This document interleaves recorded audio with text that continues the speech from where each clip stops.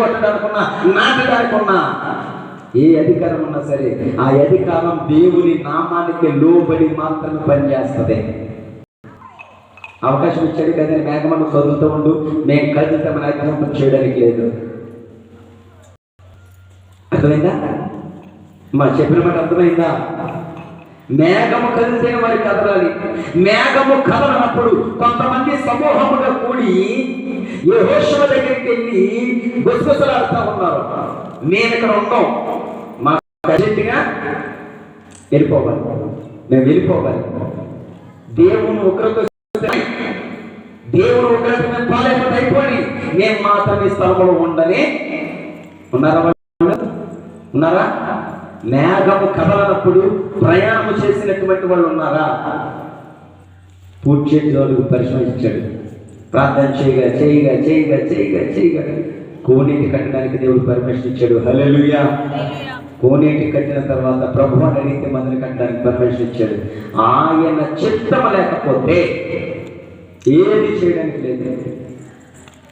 ఆయన చిత్తం అంటూ లేకపోతే, ఆయన ప్రణాళిక ఈ స్థలం మీద కానీ ఇక్కడికి వచ్చినటువంటి పిల్లల మీద కానీ లేకపోతే మనం ఏమి చేయడానికి లేదు. హల్లెలూయా, హల్లెలూయా. గత సంవత్సరం ఇదే ఎండలో ఇసురు కోవడం కూడా లేకుండా ఎండలు అలాగే కూర్చుని ఆరాధించినటువంటి మనకి దేవుడు తేడా చూపిస్తున్నాడా లేదా? వచ్చిందా లేదా తేడా?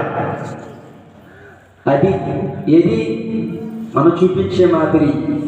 నువ్వు ఉపవాసం ఉండి ప్రార్థన చేస్తే నీ జీవితంలో గొప్ప కార్యము చేస్తానడానికి మనం మాదిరి చూపించాలి. నీకు వెలగించడానికి అధికారం ఉంది, వెలగొట్టడానికి అధికారం ఉంది, నాటడానికి అధికారం ఉంది కాదని నీకు నచ్చిన చోట నచ్చినటువంటి మనుషులకు నచ్చిన దర్శనము చెప్పడానికి కాదు, నచ్చినట్టుగా ప్రవచనం చెప్పడానికి కాదు. దేవుని ఆజ్ఞకు లోబడి మాత్రమే అది పని చేస్తుంది. అర్థవుతుందా? దేవుడు ఇచ్చినటువంటి కృపవరాలకి దేవుడు పర్మిషన్ అక్కర్లేకపోతే, అర్థవుతుందా?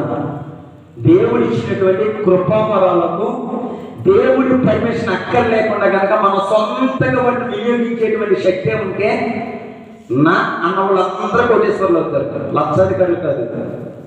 ఎందుకు? అదే పనిలో ఉంటాము. ఏ పనిలో? రోజు నింపులు కూర్చుని ఇసాక్ ఆశీర్వదించాడే ఎవరిని? మోసం చేసుకోండి, నమ్మకంగా ఉండమండి కాదు.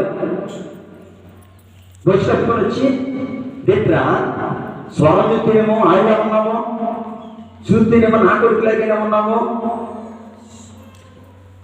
దీవుని చేశాడు.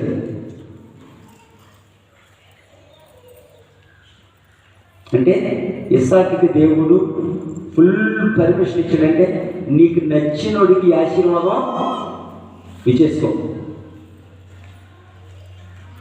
అదే ఆశీర్వాదం ఇచ్చేటప్పుడు దేవుడి అధికారానికి కనుక ఇస్సాకు కట్టుబడిపోయి ఉంటే, అబ్బాయి ఈ యొక్క ఆశీర్వాదం నా దగ్గర ఉంటుంది, నీకు నచ్చినోడు పిలుచుకో, వాడు నాకు ఇష్టమైతే కనుక ఈ ఆశీర్వాదాన్ని ప్రభు అన్నాడు అనుకోండి, ఏషాకు పొందుకుంటాడు ఆశీర్వాదం.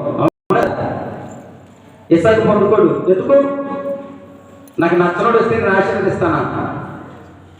యాకోబు అంటే నాకు ఇష్టం లేదు, ఎందుకంటే మోసగాడు, అంత మాట అబద్ధాలే చెబుతాడు, మోసమే చేస్తాడని ఏసావు వచ్చినప్పుడు అయ్యా ఇది కాస్త ఆశీర్వదించాడు.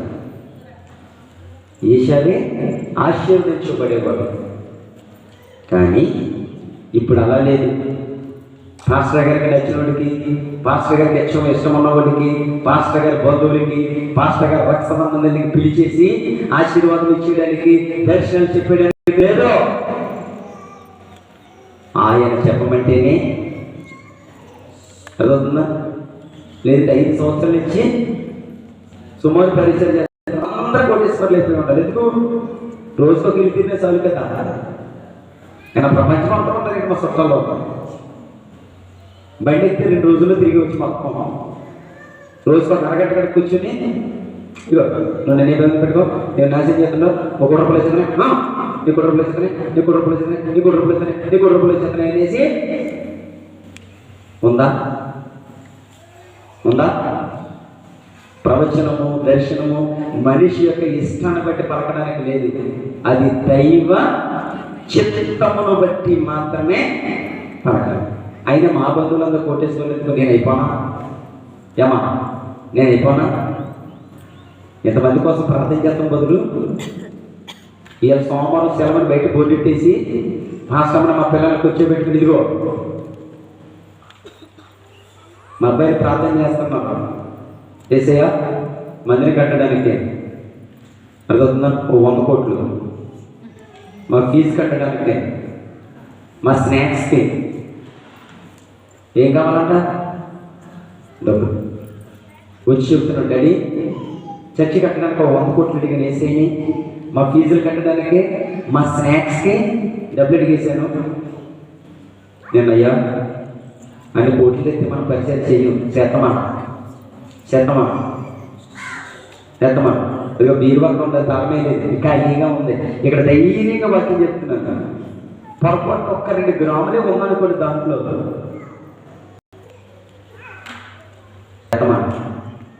చేద్దాం. మీరు అందరూ వెళ్ళిన తర్వాత ఎక్కడ పెట్టానమ్మా ప్రార్థన కానీ మొదటి చెప్తేనే ఉన్నాను, నీకు సరిగ్గా చూసుకోమని, నువ్వు పట్టించుకోమని. రాష్ట్రం మీద పళ్ళు కోరుకుతానే ఉండాలి, కొరకు పని ఏమీ లేదు. ఎందుకు?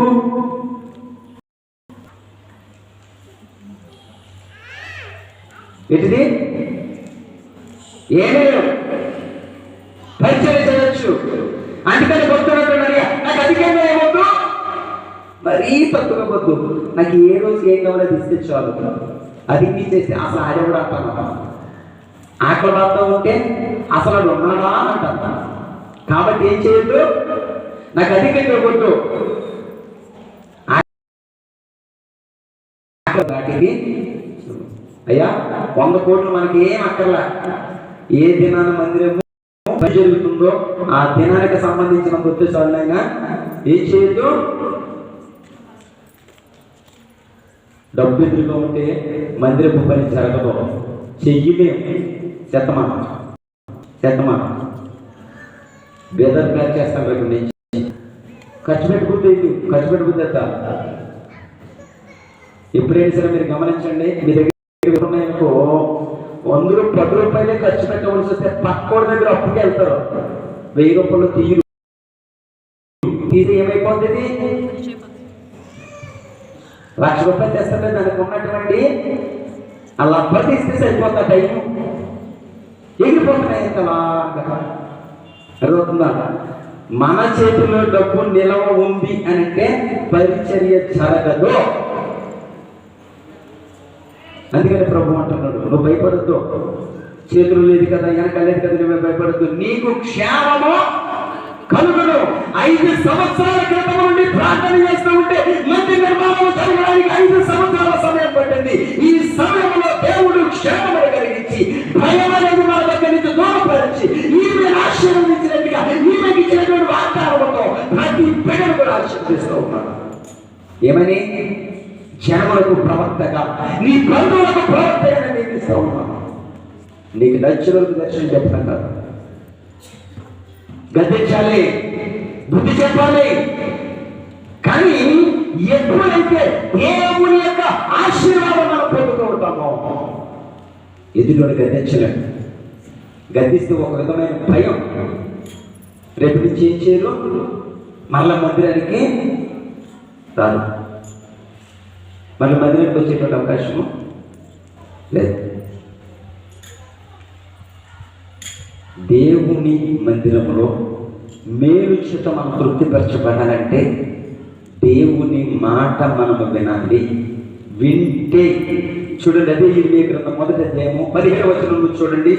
కాబట్టి నీవు నడుము కట్టుకొని నిలువబడి నేను నీకు ఆజ్ఞాపించినదంతయు వారికి ప్రకటన చేయము, భయపడకము, లేదా నేను వారి ఎదుట నీకు భయము పుట్టింతును. యూదా రాజుల యొద్దకు గాని చూడండి, యూదా రాజుల యొద్దకు గాని, యాజకుల యొద్దకు గాని, దేశ నివాసుల యొద్దకు గాని దేశ నివాసం యొక్కకు గాని దేశమంతటిలో నీవెక్కడికి పోయినను ప్రాకారముగా పట్టణముగా ఇనుప స్తంభముగా ఇత్తడి గోడగా ఈ దినమందే దేవుని నువ్వు పెళ్ళముగా రూపబడడానికి మునుపు తల్లి గర్భములో పెళ్ళముగా రూపబడడానికి మునుపే దేవుడు నిన్ను చెరవకు ప్రత్యేక ఏర్పాటు చేసి ఇప్పుడు నిలుస్తా ఉన్నాడు. నీ నోటికి నేను అధికారం ఇస్తా ఉన్నాను.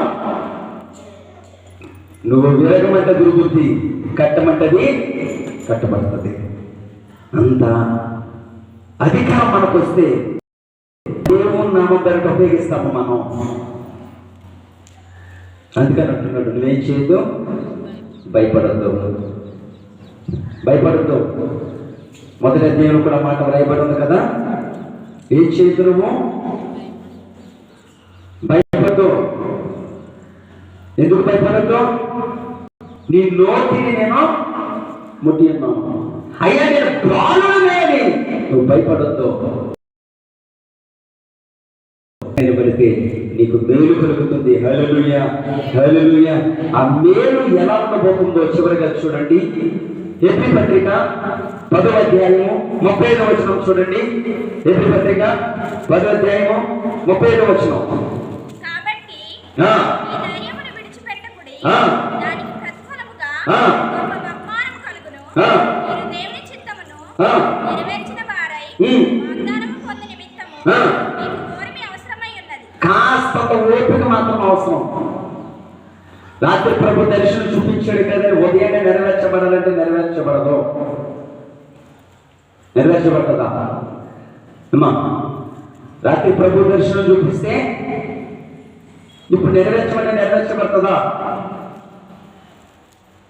దర్శనం చూపించిన తర్వాత కూడా దేవుడు మన పరిశీలన చేస్తాడు. దర్శనం చూసిన తర్వాత మన ప్రవర్తన ఎలా ఉంది, దర్శనం చూసిన తర్వాత మన యొక్క చూస్తాడు. చూసిన తరువాత మాత్రమే దేవుడు మనల్ని ఆశీర్వదిస్తాడు. ప్రవక్తగా ప్రభువుని నియమించినప్పుడు ఆధిక్యతను ఏం చేయకూడదు, పోగొట్టుకోకూడదు. గతంలో ఒక దైవజనుల కుటుంబం వచ్చింది, ప్రార్థన చేపిస్తూ ఉన్నారు. అంటున్నారయ్యా, మా బిడ్డలు ఎడల దైవ చిత్తం ఏమైందో తెలుసుకోవడానికి వచ్చామయ్యా. మనం తప్పు చేసి మాట్లాడట్లా. నాకంటే అనుభవం వయసులో పెద్దలైనటువంటి దైవజనులు చెప్తున్నటువంటి మాట, మా బిడ్డలు ఎడల దేవుని చిత్తము ఏమై ఉన్నదో తెలుసు. ఈరోజు నిన్ను గురించి నువ్వు తెలుసుకుంటున్నావా? నువ్వు మార్చుకుంటున్నావా? దేవుని నోటికి అధికారం ఇచ్చాడంటే ఏంటో తెలుసా? వ్యర్థమైనటువంటి మాట నీ నోటి వెంబడి రాకూడదు. వస్తే అది జరుగుద్ది. జరిగిన తర్వాత కొట్టుకుని ఉపయోగం పడదు. అయ్యో అనవసరంగా అనేసానన్నా ఉపయోగం పడదు. అర్థవుతుందా? దేవుడిని అభిషేకించడానికి దాని అర్థం ఏంటో తెలుసా? నీ నోటి మాట చాలా జాగ్రత్తగా ఉండాలి. అవును అంటే అవును, కాదు. ఒకరోజు ఊరికి ఏదో తెల్లంటే ఉదయ్యా ఒకసారి ఇంటికి వచ్చి కాస్తంతా ప్రార్థన చేస్తారా? చేయనమ్మా, రా. ఎందుకంటే దేవుడు నాకు నీ ఇంటికి వెళ్ళేటువంటి పర్మిషన్ నాకు ఇవ్వనప్పుడు నేను రావడం వల్ల ఉపయోగము లేదు. సరేనమ్మా, నేను వస్తే నీకు సంతోషము మాత్రమే కలుగుతుంది, నాకు మంచి పేరు ఉంటుంది. ఏంటి పాస్టర్ గారు పిలవగానే వచ్చాను. ఇప్పుడు అందరూ అనుకుంటున్నమాట, యేసుక్రీస్తు పిలిచిన కడకలే వెళ్ళాడు వీడు, అంతా పొగరేంటి? అవునా కదా? దేవుడితో మనం తీర్మానం చేసుకుంటే ఎదుటి వాడికి పొగర కిందే కనిపిస్తుంది. దేవుడితో మనం తీర్మానం చేసుకుని ఆ తీర్మానాన్ని కట్టుబడి మనం ఉంటూ ఉంటే ఎదుటి వాడికి వెర్రి వారి కిందే కనబడుతూ ఉంటాం. అయినమో దేవుడు ఇచ్చినటువంటి అధికారానికి లోబడి మాత్రమే ఉండాలి. పాస్టర్ గారి దగ్గర దర్శనం ఉంది కదా, నువ్వు పిలిచినప్పుడు వస్తే దర్శనం పని చెయ్యొద్దు. ఎందుకు? నువ్వు పిలవగానే వస్తే ప్రభు చిత్తమో కాదో తెలియకుండా నేను ఇంటికి వస్తాను. గత వారం తల్లి అంటా ఉంది పాస్టర్ గారు, ఒక్కసారి మా ఇంటికి వచ్చి నువ్వేం చేయాలి? ప్రార్థన చేయాలి. అటువంటి తల్లిదండ్రులు ప్రార్థన చేయవలసినటువంటి ప్రార్థన వాళ్ళతో చేర్చుకునే స్థితిలో ఉన్నాం మనం. అంత చిన్న వయసు కానీ వాళ్ళు అంటున్నమాట, అయ్యా ఒక్కసారి ఏం చేయండి, రానమ్మా రాను, నువ్వు పిలిచేవని నేను వస్తే అరే నాకంటే పెద్ద దైవజనులు పిలిచింది, మాటలు గౌరవించి వచ్చాను అనుకుంటావు. కానీ నేను వస్తున్నప్పుడు నీ ఫీలింగ్ ఏంటి? నేను నీటికి వస్తున్నప్పుడు నువ్వేమనుకుంటావు? పాస్టర్ గారు వస్తున్నారంటే ఎవరు వచ్చినట్టు? ఖచ్చితంగా నా ఇంట్లో ఒక్క ఏదో దేవుడు చేయబోతున్నాడు అని అనుకుంటావు, అదే ఆశతో ఉంటావు. మాస్టర్ గారు వస్తున్నారు నా ఇంటికి అని అంటే దేవుడు ఏదో వాగ్దానం ఇచ్చి దైవజనుడిని పంపిస్తున్నాడన్న ఆశతో నువ్వు ఉంటావు. కానీ నేను సంతోషపరచడానికి అరే పిల్లగా నిలబడి బాధపడతారేమో, మందిరానికి రావడం మానేస్తారేమో, ఇవ్వటం మానేస్తారేమో అని నీ బాధపడలేక నాకు వచ్చే వాటిని వదులుకోలేక నేను వస్తాను. కానీ కార్యం జరగదు. కానీ జేబు బరువు వస్తుంది రాదా? నా జేబు బరువు వస్తుంది రాదా? కానీ ఇంటికి ఆశీర్వాదం రాదు. ఎందుకు రాదు? ఎందుకు రాదు? నీ ముఖంలో సంతోషం చూడటానికి, అర్థవుతుందా? నేను క్రమంగా మందిరానికి నడిపించడానికి మాత్రమే నేను ఇంటికి వస్తాను. దేవుని చిత్తమేంటో తెలుసుకుని నేను ఇంటికి రావాలంటే టైం పడుతుంది. ఆయన వెళ్ళమంటేనే వెళ్ళినప్పుడు వాళ్ళు చేర్చుకోకపోతే పాత ధూళి దులిపేసి వచ్చేసి ఎందుకు దొరకమన్నాడు? ఎప్పుడైనా ఆలోచించారా? నీకు మేలు కలుగుతుంది, భయపడొద్దని చెబుతున్నది. వాళ్ళ శిష్యుడికి ఏం చెప్తున్నాడు? మీరు ఒక ఇంటికి వెళ్ళినప్పుడు వాళ్ళు మమ్మల్ని చేర్చుకోకపోతే కనుక పాత ధూళి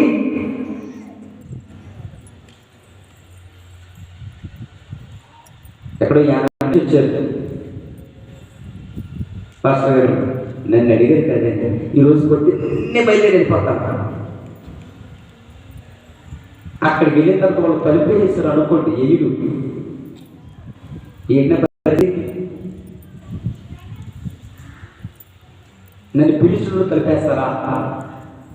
నన్ను పిలిచినటువంటి వారు ముఖం మీద కలిపేసుకుంటారా? కదా, అప్పుడు నేను ధూళి తొలపోవలసిన పని లేదు కదా. అర్థమవుతుంది అందరికీ?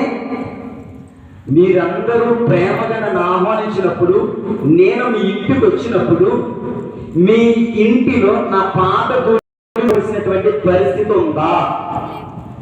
ఎప్పుడు దొరకాలి? ఏమా నేను అంటే ఒక దైవజనుడు పాపని ఎప్పుడు దొరకాలి ఇంట్లో?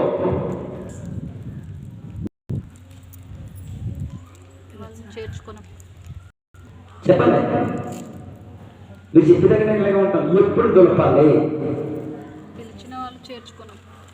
నేను వెళ్ళినప్పుడు అవతల చేర్చుకో అంటే దాని అర్థం నువ్వు పిలిచినప్పుడు నేను రావడం కాదు, ఆయన ఎవరు అది నీకు తెలీదు. అప్పుడు నువ్వేం చేస్తావు? పాస్టర్ గారు మా ఇంట్లో కార్యక్రమం కొంచెం బిజీ ఉన్నప్పుడు దేవుడు అడ్డగలమన్నప్పుడు నీకు ఇష్టం లేనప్పుడు ఏదో ఒక చెప్తావు కదా, అప్పుడు దొరకాలి. ఏంటది? నువ్వు పిలిచినప్పుడు నేను వస్తే దుమ్ము దొరికొచ్చిన పని ఏముంది? అసలు ఆ వాక్యం ఎందుకు అక్కడ ఉంది? అర్థమైందా? ఇప్పుడు మన వాక్య ప్రకారంగా ఉంటున్నామా, వాక్యానికి విరుద్ధంగా ఉంటున్నామా?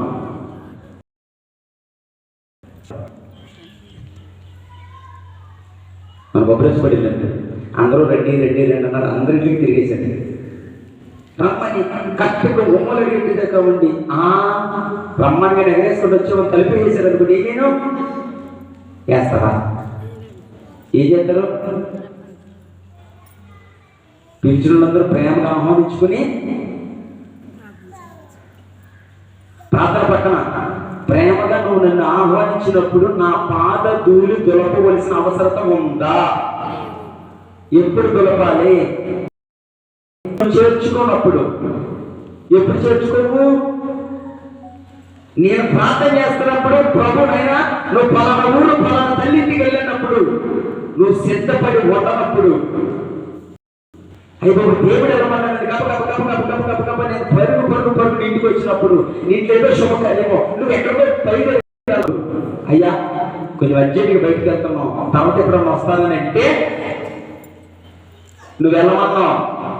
నేను వెళ్ళాను, అలా నా ఆహ్వానించలేదు, దులిపేస్తున్నాను.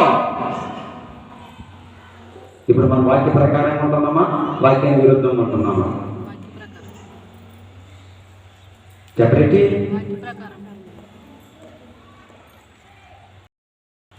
ఎవరింటికి నేను మా ఇంటికి వెళ్తలేదు, ఇక మీ ఇంటికి మొత్తం మా పక్కకే ఎందుకు చెప్తున్నది? చాలా మందికి తెలియక వారికి ఇష్టం వచ్చినట్టుగా మాట్లాడుకుంటారు. కొంతమంది అనుకుంటారు మేము వెళ్తామమ్మా, మా ఆలాపాల చూడరు, పాస్టర్ గారు చూడరు.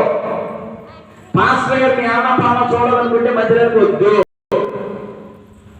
నేను పడతా ఉండగానే పాస్టర్ గారు మీ బాగోగులు చూడాలనేటువంటి ఆశతో ఉంటే కనుక మందిరానికి రావద్దు. దేవుని మందిరములో దేవుని పొందుకోవాలనుకుంటే మాత్రమే మందిరానికి రండి. పాస్టర్ గారు అర్థవుతుందా? 120 మంది మేడగదులు ఆరాధిస్తారు. ఎవరున్నారు అక్కడ? ఏ పాస్టర్ గారు ఉన్నారు చెప్పండి, ఏ ప్రవక్త వారు చెప్పండి, ఎవరున్నారు? 120 మంది కూడా దేవుడు ఏం చేస్తా ఉన్నారో, ఆ 120 మందిలో పేతురు ఉన్నాడు, యోహాను ఉన్నాడు, యేసు క్రీస్తుని కనినటువంటి తల్లి కూడా ఉంది దాంట్లో. హల్లెలూయా! ఆ 120 మంది లెక్కలో ఆవిడకైనా స్పెషల్ ఇంటర్వ్యూలు ఇచ్చారా? స్పెషల్ భాషలు ఇచ్చారా? ఏమీ లేదు. చంద్రపూర్లో ఏదో కూర్చోటమే. 120 మందిలో ఆమె కూడా ఒక్కతే. అర్థవుతుందా? ఆ 120 మంది దేవుని ఆరాధిస్తున్నప్పుడు అక్కడ ఏం జరుగుతుందో చెప్తారు. ఆ 120 మంది దేవుని ఆరాధిస్తున్నప్పుడు కనుక నిజంగా అక్కడ నాలాంటి ఎవరైనా ఉంటే ఆత్మ దిగిరాదు. దిగొస్తుందా? ఎందుకు దిగురాదు? ఈ 120 మంది ఏకాగ్రతకి ఎవరికి వాళ్ళే దైవజనుడిగా, ఎవరికి వాళ్ళకి దైవజనులుగా, ఎవరికి వాళ్ళే ఆత్మాభిషేకంతో నింపబడాలని తపన చేస్తున్నాం. వాళ్ళ మీద అధికారులు లేదు. కానీ ఇప్పుడు 120 మంది మీద నాలాంటి ఎవరైనా అక్కడ ఉంటే పాస్టర్ కన్నా అందరూ 100 మంది కళ్ళు ముయ్యురు. ఎంతమంది ముయ్యురు? 120 మందిలో 100 మంది కళ్ళు అసలు అడిగి చేస్తున్నట్టు చూడాలి లేదా? ఒక్కసారి ఆరాధనలో కళ్ళు మూస్తే మళ్ళీ ఆమె అనేంత వరకు కళ్ళు తెరపడకూడదు. కానీ మనం ఏం చేస్తాం? మధ్య మధ్యలో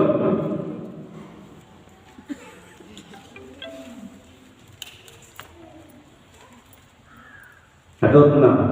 ఎప్పుడు కళ్ళు తెరుస్తామో తెలుసా? ఎప్పుడు కళ్ళు తెరిపిస్తామో సాతాను తెలుసా? నువ్వు ఆత్మతో నింపబడిపోతున్నావన్న సమయంలో. దీపావళి ఎప్పుడైనా మందులు కట్టడం చూసారా? కట్టి ఉండను చూసారా? ఎప్పుడు పేస్తుంది? కాస్త తాటాకులో మధ్యేసి ఇలా చుట్టూ చుట్టాడు పేళ్ళం. ఎప్పుడు పేలుతుంది? మొత్తం అంతా అయిన తర్వాత దాన్ని ఇంకా కాస్త బిగలకి కడతా ఉంటే ఈ రాపిడికి ఏమవుతుంది అంటే నువ్వు ఆత్మతో నింపబడిపోయి ఇంకా దేవుడు లీనమైపోతున్నావు అన్న సమయంలో వస్తుంది.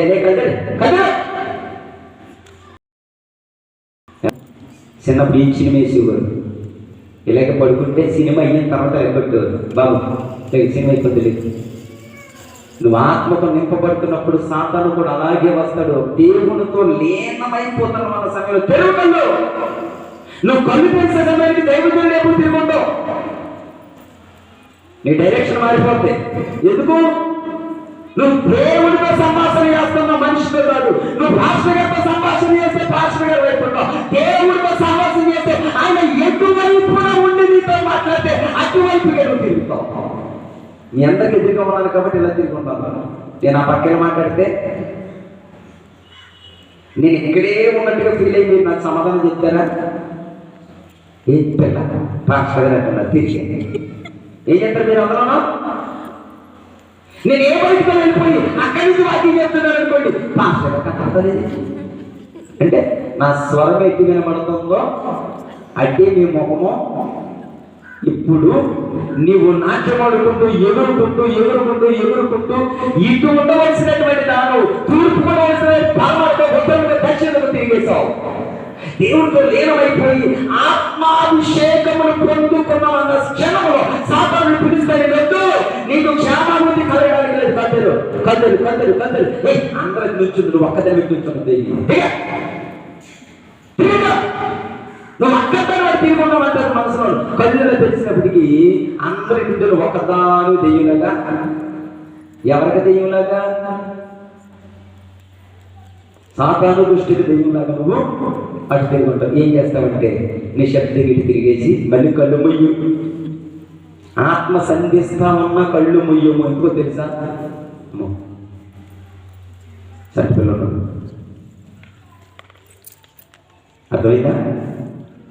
అర్థమైందా? ఏమర్థమైంది? ఆత్మ సంధిస్తేనే. చాలా మంది అనుకునే మాట ఏంటంటే దెయ్యం పడితే మాత్రమే గంతులేస్తాను అనుకుంటారు. ఆత్మస్తే గంతులేదా? మీరందరూ వైపు కూర్చుని ఉన్నాడు. మీరు మీతో ఎవరితో చెప్పకుండా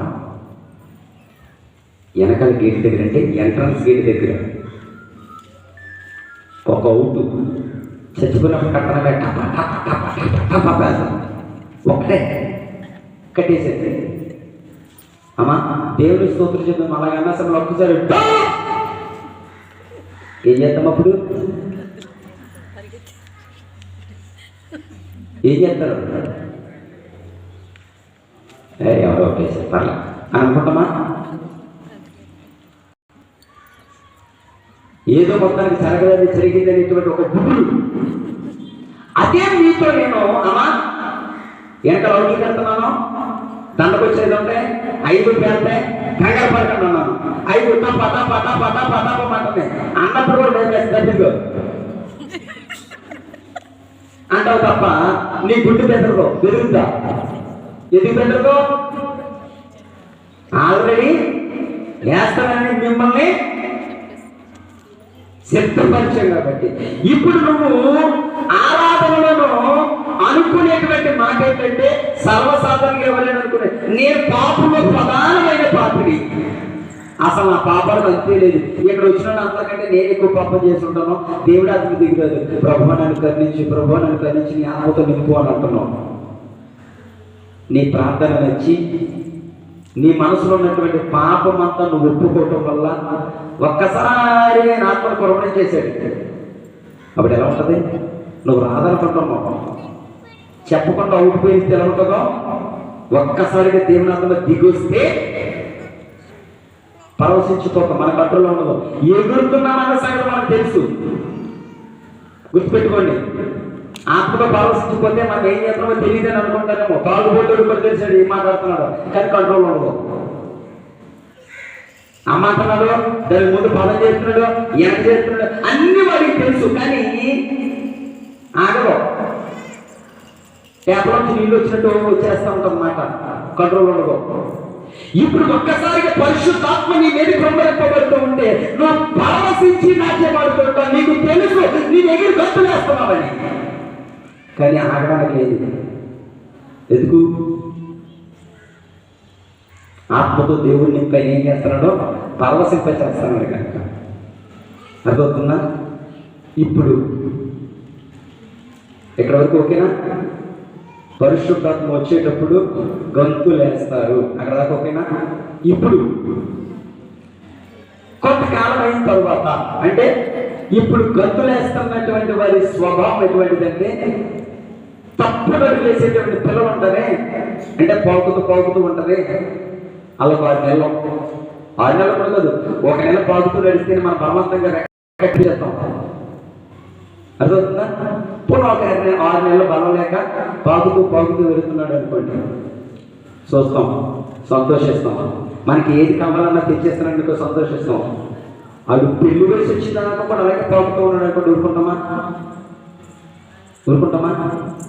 ఇప్పుడు ఆత్మతో నింపబడినటువంటి మనము, అర్థమవుతుందా, నీ ఆత్మతో నన్ను నింపినప్పుడు నేను స్థిరముగా ఉండి నేను చేయాలి. హల్లెలూయా.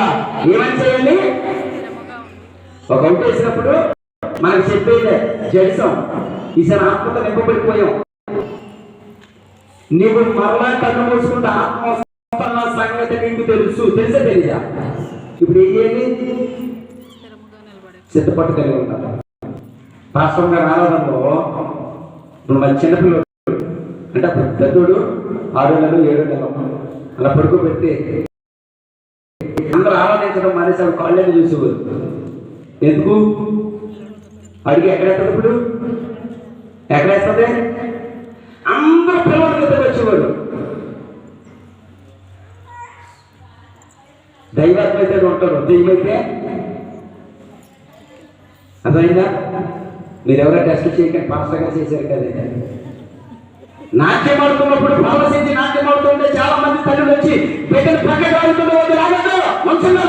దేవుని ఆత్మ అయితే కనుక ఏ విధమైనటువంటి హాని చేయకుండా తల్లి బిడ్డ క్షేమముగా ఉంటారు. అది దురాత్మ కనుక అతని శరీరం ఆవరిస్తే కనుక ఒక తొక్కుద్ది. తర్వాత చూసుకుందాం, ఉంటే హాస్పిటల్లో పోతే పెట్టి ఉన్నాడా లేదా? ఎప్పుడు ఆరాధన జరిగినా కొంతకాలం తర్వాత ప్రార్థించడం మొదలుపెట్టాం. ప్రభువా, నీవు పిడుగులని ఆత్మను నా మీద కొమ్మరిస్తున్నప్పుడు నీవు నిలబడి నేను ఆరాధించగలపక్క. ఇప్పుడు గంతులేస్తుందా అమ్మా? అర్థవుతుందా? గంతులేస్తున్న వారు క్రమక్రమంగా ఏం చేయగలగాలి? పాకుతూ తప్పటడుగులు వేస్తున్నవాడు పరుగులు తీస్తూ ఉంటే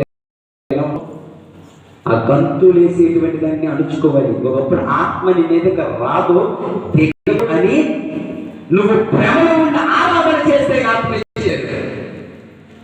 ఇప్పుడు ఆత్మ నింపబడినటువంటి నీవు ఎప్పుడు దేవుని ఆరాధిస్తా ఉన్నా గొప్ప విషయం. నువ్వు రోడ్డు మీద వెళ్తా ఉన్నప్పుడు పక్కనలో నుండి స్వరం మీద పడిన ఆత్మ కాబట్టి నువ్వు నీ మందిరంలో ఆరాధన నువ్వు వెళ్తున్నప్పుడు ఎక్కడ ఒక చోట పెళ్లి మీద ఏదో ఒక శుభకార్యంలో మందిరంలో ఏదో ఒక మీటింగ్ లో ఆ స్వరము మీటింగ్ లో ఉన్నటువంటి ఆరాధన వినబడినప్పుడు నీ ఒళ్ళు పులకరించిపోయి ఆత్మతో నింపబడుతుంది. అక్కడప్పుడు ఎలాగైనా నచ్చబడితే అర్థమైందా? ఏం చేయాలి? క్రమక్రమంగా నువ్వు ఇచ్చినటువంటి ఆత్మను మనలో స్థిరపరుచుకునే కృప దయచే ప్రభు. ఏం చేయాలి? చాలా మంది కళ్ళు తెరుచుకున్నప్పుడు కళ్ళు తెరుచుకోకూడదు. నేను మీటింగ్స్కి వెళ్ళేటప్పుడు పక్కన ఉన్నటువంటి కుర్రోళ్ళు చెప్పాను, అన్న నన్నైతే కలపకండి, మాస్టర్ గారు కూడా వెళ్ళేవాళ్ళు 10 మంది కుర్రోళ్ళు అలాగే చెప్పాడు. ఇదిగో నన్ను ఒక్కడే కలపకండి, 10 మంది వచ్చాం కానీ 90 వచ్చారనుకోండి, మీ పని మీది నా పని దగ్గర పక్కకి వెళ్ళి దేవుని ఆరాధిస్తూ ప్రభా ఆత్మతో నింపవంటే దేవుని ఆత్మ అలా తాగుతున్న సమయంలో వచ్చి అనయా ఆమెకు దీపం పట్టుకోవాలి. పట్టు పట్ట కొరుకుంటూ నాకు తగిలేదు. నన్ను వదిలేమని చెప్పాను కదంటే అర్థవుతున్నా. తర్వాత కోపపడి అబ్బాయి ఎవరు చచ్చిపోయినా సరే నన్ను మాత్రం మీరు ఏం చేయొద్దు, కలపద్దు. ఎందుకో తెలుసా? నింపబడాలంటే ఏకాగ్రత కావాలి. నువ్వు కళ్ళు తెలుసుకుని ఆరాధిస్తున్నప్పుడు ఏ చెట్టు పిల్లలు అలా పరిగెట్టుకు వెళ్తాడు, అక్కడ అలా పరిగెట్టుకు ఇలా వచ్చేస్తాడు. కానీ మనం ఏం చేస్తాం? వెళ్తాం. కానీ నువ్వు వెళ్తావు కదా, నాకు ఆత్మ రాదు. నువ్వు మళ్ళీ వస్తామని చూస్తే అండగా తీసి అడిగి నీళ్ళు తెచ్చి అడ్డెత్తి పిల్లలు పొంచుకుంచేటప్పటికి ఆరాధన అయిపోతుంది. దేవుడు ఆత్మ కూడా బాయ్ మళ్ళీ ఎప్పుడైనా వీలుంటే చూద్దాం. అర్థమైందా? వాక్యం ఏంటి? మీకు క్షేమము కలుగును, భయపడద్దు. మీకు క్షేమము కలుగుతుంది. ఎందుకో తెలుసా? దేవుడి ఆత్మతో మిమ్మల్ని కూర్చున్నాడు కనుక మీకు క్షేమము కలుగుతుంది. కానీ దేవుని ఆత్మతో నింపబడిన తర్వాత శ్రమలు ఎక్కువ వస్తాయన్న సంగతి ఎవరికైనా తెలుసా? దేవుని ఆత్మతో నింపబడినంత కాలం ఏ విధమైనటువంటి శ్రమ ఉండదు. దేవుని ఆత్మతో నింపబడిన కాడి నుండి ఒక పురుగును చూస్తాం మనం. ఎలాగా? ఎందుకు? ఆత్మతో నింపబడినప్పుడు సరదాగా అలా వెళ్ళారా, ఎల్లో పెళ్లికి వెళ్తారా, ఎల్లో. ఇప్పుడు దేవుడు ఆత్మతో నింపేసి ఈ అలాగే లేదు అని అంటాడు. ఇప్పుడు భుజం మీద చేసిన చేసి వద్దురా రారా ప్లీజ్ అబ్బో దిగొచ్చాడు పెద్ద భక్తి వరకు. ఒక తల్లి చెబుతున్నటువంటి మాట, ఆమె పాపము చేసేటువంటి స్థితిలో ఉన్నప్పుడు ఎక్కడో వాళ్ళ ఇంటికి 4-5 ఇళ్ళ దూరంలో ప్రార్థన జరుగుతుంటే ఆమె దేవుని ఆరాధిస్తే దేవుని ఆత్మని సంధించింది. దేవుని ఆత్మతో ఆవిడ నింపబడినటువంటి ఆ సమయం ఆమె పాపము చేసేటువంటి సమయం. ఏదో పాపము చేయవలసిన సమయంలో పాపం మానుకుని ఎక్కడికి దేవుని ఆరాధించడానికి వెళ్ళి మొదటిసారి అదే ఫస్ట్ టైం అంట నింపబడింది, వచ్చేసింది. దైవజనుడు అంటూ ఉన్నాడమ్మా, దేవుడి ఆత్మ నేను తాకి నువ్వు ధన్యవాదాలు, ఇంకన్నిటికీ నువ్వు ఏం చేయకు, పాపం చేయకు. కొత్త షాప్ తెచ్చుకుని తలస్నానం చేసి చేసుకుని మోకరించి ప్రార్థన చేయడానికి స్తుతించడం ప్రారంభించే సమయంలో కరెక్ట్గా లేట్ అయింది. బయట నుంచి సైకిల్ బ్యాలెన్స్ అవుతుంది. ఏంటి వారం రోజులు వేధించుకుంటే తెలంగాణయ్యా, నా దేవుని ఆత్మ నన్ను సంధించినప్పుడు నేను పాపంలో మగ్గిపోయాను. ఇప్పుడు దేవుడికి అంకితపడిన తర్వాత ఈ దేహం మీద నాకు ఏ విధమైనటువంటి వ్యామోహమో లేదు. నన్ను ఏం చేయండి, ఎప్పటి వరకు మీతో పాపం చేసినందుకు నన్ను క్షమించండి అయ్యా. అయినా సరే మరొక వారు వేధించి తర్వాత అతను అంటున్నాడటమ్మా, ఇంటికి వెళ్ళేయడానికి ఇప్పుడు ఎవరికే సిగ్గేస్తుంది. అతను పాప వదిలేశాడు, ఆమె జోలికి రావడం మానేశాడు. చదువుతుందా? ఆ తల్లి చదువుతుందా? ఒక మీటింగ్లో చెప్పినటువంటి మాట, బహిరంగంగా చెప్పినటువంటి మాట, భర్త కూర్చునే ఉన్నాడు, అందరికీ వెనపడేలా చెబుతుంది ఆ తల్లి. ఎందుకు పురుగులో చూస్తారు? అర్థమైందా? రోజు డైరీకి శరీరంతో పాపం చేయడానికి పోయేటువంటి స్త్రీ ఎప్పుడైతే దేవుని ఆత్మతో నింపబడిందో దాంతో పని లేదు, దేంతో పని. రోజు మందుతో పోయేవాడు ఇప్పుడు మందు తగ్గేటువంటి సమయంలో దేవునితో సంభాషించవలసినటువంటి సమయం అది. అవసరం డబ్బు పెద్ద భక్తులు దిగి వచ్చిండ్రు.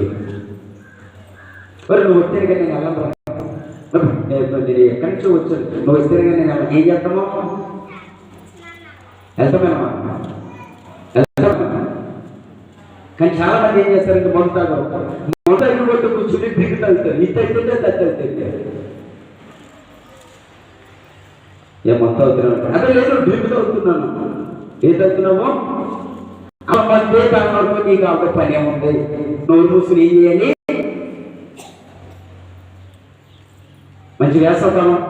రేపు ప్రార్థన, ఈరోజు ప్రార్థన అయిన తర్వాత రేపు ఖాళీ చూస్తే ఎవరో ఏ బొబ్బరసి పోవడం ఎవరో కనబడి కూర్చొని ఉన్నారు అనుకోండి, దానికోసం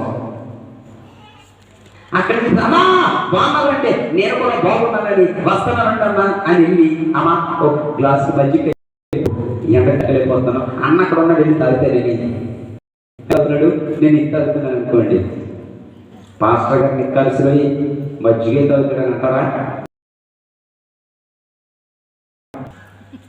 సోమర సోడాలు పై సోపు అమ్మ అట్లా ఎలా ఉన్నాయనుకున్నాం. మంగళమే చేసి కొన్ని గుళ్ళు ఎందుకని మంచిది నమ్మరు.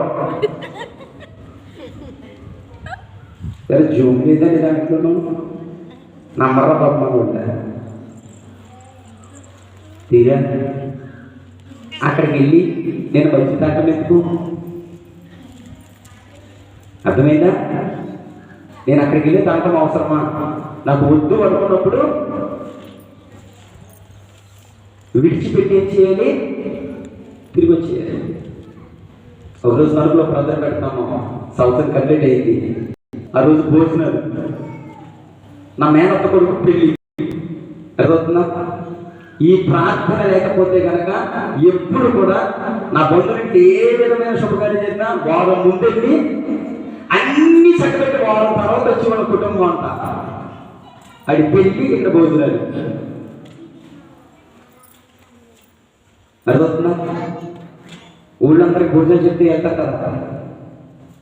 అర్థమవుతుందా? లాస్ట్లో వెళ్ళి లాస్ట్ బంధులో కూర్చుని గబగబా తినేసి ఎవరికి కనపడకుండా, ఎందుకు అక్కడికి వెళ్తే ఇక్కడికి రాలేదు. వచ్చిన కుదురుంటారా? అయ్యో మా మేనడు చాలా కాలానికి వచ్చాడు, మా బావ చాలా కాలానికి వచ్చాడు, మా అబ్బాయి చాలా కాలానికి వచ్చాడు. ఇలా ఏం చేస్తారు? అందరూ చుట్టేసేస్తారు. విడిపించి వచ్చినాడు ఇక్కడ ఏమనవు. తర్వాత రోజు భోజనాలు, ముందు రోజు పెళ్లి జరుగుతుంది. మరి అన్ని సమకూర్చుకోవాలి. ఏం చేయను? ఏది కావాలి? ఏది ముఖ్యం? దేవుడి పని మరి నేను అక్కడ ఉంటే ఏదో ఒక ఆటంకం కలగవచ్చు. నా వల్లే కలగవచ్చు, లేదంటే పెళ్లి కూతురు పెళ్లి కొడుకు ఎవరో ఒక కొడుకు సావచ్చు. అదే మన ప్రాంతంలో ఉంటే అన్ని సక్రమే. కాకపోతే ఒక లోటు ఏంటంటే మనం కనపడడం అంతే. అర్థమవుతుందా? మనం కనపడం తప్ప మనం దేవుని ఆత్మకు సన్నిధించబడితే అన్ని సక్రమంగా జరుగుతాయి. దావీదు నాట్యం పడితే మేకల దగ్గర ఆత్మ లేదా? నువ్వు ఇక్కడ మోకరించి ప్రార్థన చేస్తే నీకు సంబంధించినటువంటి ఏ బంధువు కుటుంబం శుభకార్యం జరుగుతుందో అక్కడ దేవుడి ఆత్మ కావలి కాస్తా ఉంటుంది, ఏ ఆటంకాలు కలగకుండా. నువ్వు దేవుని ఆరాధించడం మనిషి అక్కడికి వెళ్ళిపోయే వరకు ఆయన ఎక్కడ ఉంటాడు? యారవైన ప్రభువులు కూడా నీళ్ళేసి కూడా ఏదో ఒక విధమైనటువంటి గొడవ అక్కడ వచ్చేస్తాయి. అర్థమవుతుందా? మీకు మేలు కలుగును కాక భయపడకుండా దేవుడు మీకు ఇచ్చినటువంటి శ్రేష్టమైనటువంటి ఆ యొక్క ప్రతిష్ఠితను ప్రవర్తగా మిమ్మలను ప్రతిష్ఠించినటువంటి ప్రభువు నామ మనము జీవిస్తే, మనము ధైర్యమును విడిచిపెట్టకుండా ఉంటే ఏం చేస్తారంటే ఆయన గొప్ప మేలు కలిగించబోతూ ఉన్నాడు. ఆ మేలు కలగడానికి ముందు కాస్తంత ఓపిక మనకు అవసరము. ఎంత ఓపికగా ఉంటే అంత శ్రేష్టమైన ఆశీర్వాదాన్ని పొందుకుంటాం. అటు కృపతో దేవుడు ప్రతి బట్టి నీకు ముందు నడిపించును గాక. ఆమేన్. హల్లెలూయా, హల్లెలూయా. సాక్ష్యం చెప్పాలని ఆశపడుతున్న బిడ్డ ఉన్నట్లయితే సాక్ష్యం చెప్పి ప్రభు నామాన్ని మహిమపరచుదాం. లేని ప్రతి ఒక్కరు కూడా మోకరించి ప్రార్థన ప్రభు తెలియపరిచినటువంటి ప్రతి మాట కూడా మన హృదయంలో భద్రపరచుకోవాలి.